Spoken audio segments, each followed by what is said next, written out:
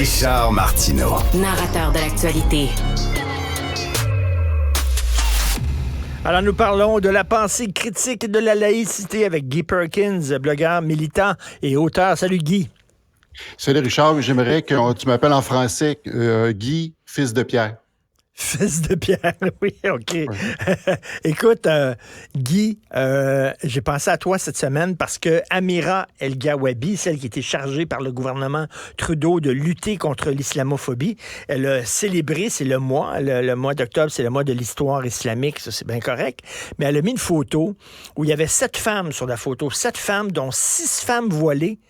Et sur les 6 femmes voilées, il y en a une qui porte le voile intégral, c'est-à-dire de l'abri tempo, là, où on voit rien que les yeux, puis tout ça, là.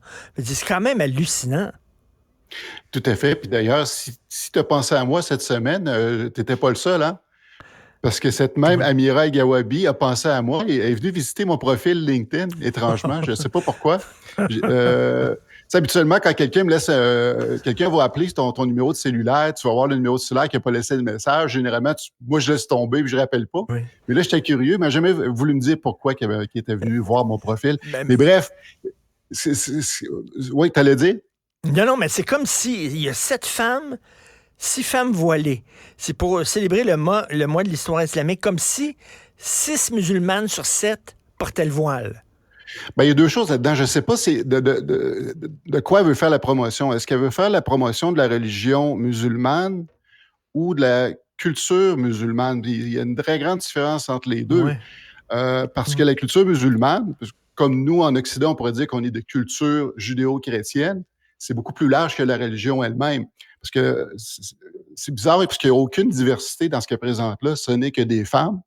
Il n'y a aucune femme, parce qu'on sait que dans l'islam, il y a beaucoup plus de musulmans en Indonésie qu'il y en a dans les territoires arabes, alors qu'il n'y a aucune personne avec aucun trait asiatique là-dedans. Donc, il n'y a pas vraiment de diversité. Tout le monde porte un voile ou presque.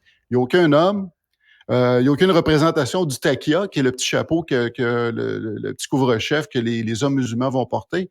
Il n'y a rien de ça. Donc, on peut se poser la question de qu'est-ce qu'elle cherche à faire la promotion là-dedans. Est-ce que c'est la religion musulmane spécifiquement envers les femmes ou c'est la culture musulmane? Si la culture musulmane est à côté de la cible parce que, justement, on ne voit pas les hommes, puis en plus, au point de vue historique, la culture musulmane a quand même de grands accomplissements au point de vue philosophique, au niveau des mathématiques et même au niveau de la poésie. Là, et elle représente le gouvernement Trudeau parce qu'elle a été nommée là.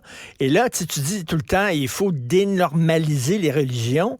Elle normalise le voile intégral en disant, ben oui, la femme qui porte le voile intégral, tu vois seulement ses yeux, mais dans ses yeux, tu devines qu'elle sourit, qu'elle est heureuse de porter le voile intégral. C'est surréaliste. Non, c'est totalement absurde. Et puis, ces gens-là vont souvent parler de diversité, alors qu'ils n'exposent rien d'aucune diversité à l'intérieur de leur propre culture, parce que la culture musulmane n'est pas monolithique, est très diversifiée aussi.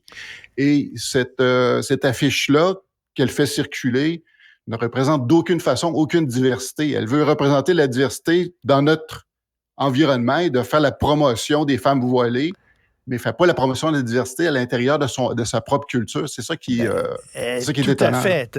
Puis c'est vrai que, je n'avais pas remarqué ça, mais c'est vrai qu'il n'y a aucun homme, comme s'il n'y avait pas d'hommes musulmans, c'était seulement les femmes. Écoute, tu veux me faire un petit test. Donc, tu vas me citer des extraits de la Bible et du Coran. Oui, on fait un quiz. OK, un petit quiz, j'aime ça. Ouais, vas-y. C'est le quiz corano-biblique, parce que, tu sais, la semaine passée, tu disais que, justement, la Bible est homophobe et misogyne et ainsi de suite. Ben, pas juste la Bible, mais les religions, mais on va faire un test à savoir qui a des passages, justement. Allons-y avec le passage 1, qui est un passage homophobe. Tu dois me dire si ça provient de l'Ancien Testament, du Nouveau Testament ou du Coran. OK. Alors, premier passage, homophobe. Tu ne coucheras point avec un homme comme on couche avec une femme, c'est une abomination. Le Coran. Ah, désolé Richard, ça provient de l'Ancien Testament, du Lévitique, verset 18 et 22. OK, donc c'est maintenant, clair, là.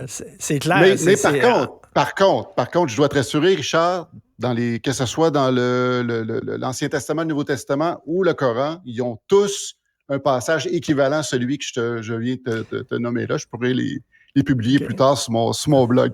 Passage numéro 2 qui est misogyne. Que la femme écoute l'instruction en silence avec une entière soumission.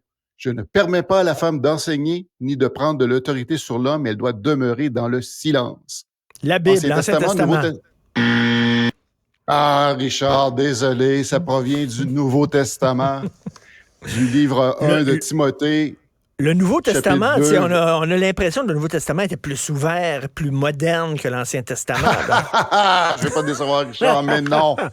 Non. Relisez correctement votre livre parce que justement, c'est un narratif que les chrétiens d'aujourd'hui vont laisser sous-entendre que le Nouveau Testament et la bonté et tout ça, mais non, ces vieilles valeurs-là. Que l'Ancien Testament, c'était la vengeance, c'était Dieu qui tuait, alors que le Nouveau Testament, c'est l'ouverture, puis comprendre les différences et tout ça, absolument pas.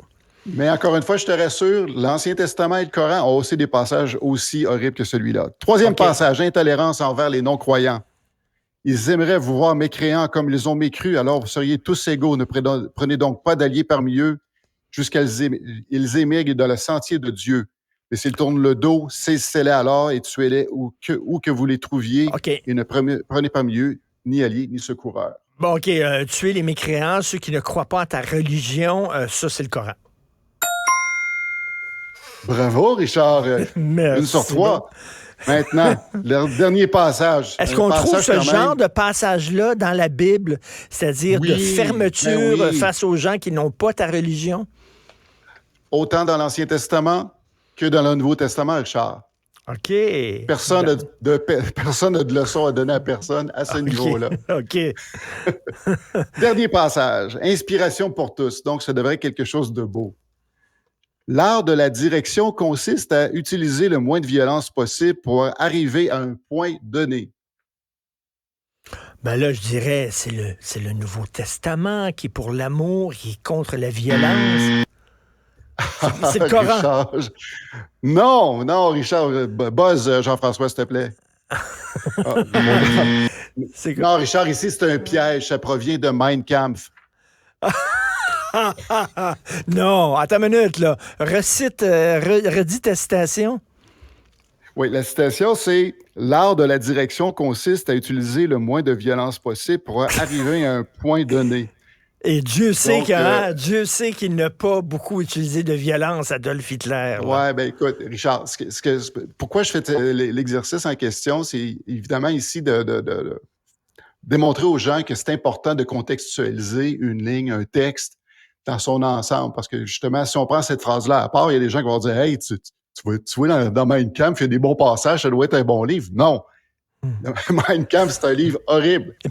On peut faire la même chose avec... Qu'est-ce que tu dis aux gens qui disent oui, mais moi, je suis catholique ou je suis musulman, puis qui font du cherry picking, comme on dit en anglais, c'est-à-dire qu'ils prennent tout ce qui jugent bon dans une religion, mais qui ferment les yeux sur certains passages homophobes en disant ça, c'était l'époque. C'était l'époque qui était comme ça. T'sais. Alors, t'en penses quoi? Oui, effectivement, c'est l'époque, c'est la façon qu'on devrait le faire, mais à ce moment-là, ça s'appelle plus du catholicisme ou du christianisme ou de l'islamisme ou de l'islam. C'est du syncrétisme. Quand on commence à faire du cherry picking, là, on tombe dans le syncrétisme. C'est une autre religion. Alors, on pourrait dire en fait que la plupart des gens religieux vont appliquer cette formule-là. Donc, ils doivent se dire syncrétistes. Parce que s'ils veulent se dire spécifiquement chrétiens, mais à ce moment-là, ils n'ont pas vraiment le choix de faire cette sélection-là parce que leurs livres le contenu du livre est assez rigoureux. Donc, ils vont pas laisser le choix, mais c'est ça l'affaire. C'est comme s'il disait, c'est la parole de Dieu, mais t'en prends puis t'en laisses. C'est comme un buffet. Tu prends seulement ce qui t'intéresse. Eh bien, si c'est la parole de Dieu, tu la prends dans son ensemble ou tu la prends pas pantoute. Effectivement. Fait que tant qu'à moi, j'ai tout flushé. Je pense que c'est la meilleure chose. Puis c'est quand même... Non, c'est appréciable parce que c'est quand même des livres qui sont importants, mais qu'il faut contextualiser à leur époque. Moi, ce qui m'inquiète, c'est quand des gens de notre époque aujourd'hui vont dire que ces livres-là sont leurs références. Ils vont chercher leur référence morale. Là, ça m'inquiète. Et il faut dire là, qu'il y a des propos, justement, ce que tu voulais dire aussi, il y a des propos homophobes et sexistes et misogynes dans toutes les grandes religions monothéistes. Effectivement. Merci beaucoup, Guy Perkins. Guy Verhulst. Bonne semaine. On se reparle la semaine prochaine. Merci, Richard.